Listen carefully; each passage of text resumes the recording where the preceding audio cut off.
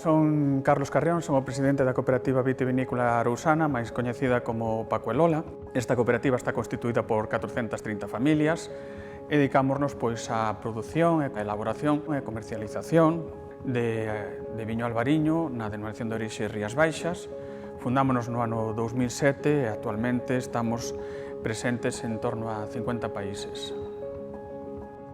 A cooperativa tomou a decisión de formar parte do clúster porque entendemos que debemos de estar en aqueles sitios onde a unión xenere forza. O Clúster Alimentario de Galicia é un organismo que está realizando moitas actividades en prol de investigación e innovación na elaboración de novos produtos e tamén en modos de chegar aos distintos consumidores, tanto nacional como internacionalmente.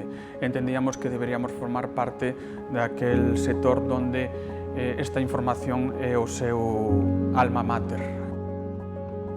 O Clusaga permítenos a nós ter un lugar onde poder innovar, investigar e ao mesmo tempo chegar a outros mercados que pola nosa parte, nunha situación como a que estamos a vivir, como pode ser pandemia que actualmente estamos a sufrir, non sería moi complexo.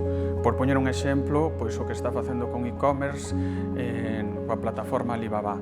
É moito máis fácil chegar desde un conxunto de empresas, neste caso galegas, a unha plataforma desas que nós a modo individual. Outra das cousas que supuxo para Paco e Lola pertenecer ao clúster de alimentación é coñecer outras empresas distintas do viño e de distintos tamaños que teñen probablemente problemáticas moi parecidas e que as abordan de maneira diferente. E a nos permiteunos ver ter unha amplitude de miras á hora de enfocar problemas que a veces parecen os mesmos, pero como resolveron compañeiros de Galicia. Algúnas desas cousas que vimos nas reunións que se teñen no clúster permitíronos incorporar aquí en Paco e Lola algunhas desas solucións. Para nós realmente é unha experiencia satisfactoria e iso nos permite crecer e ter sinerxias con outras empresas que de outra maneira nos sería máis difícil ter.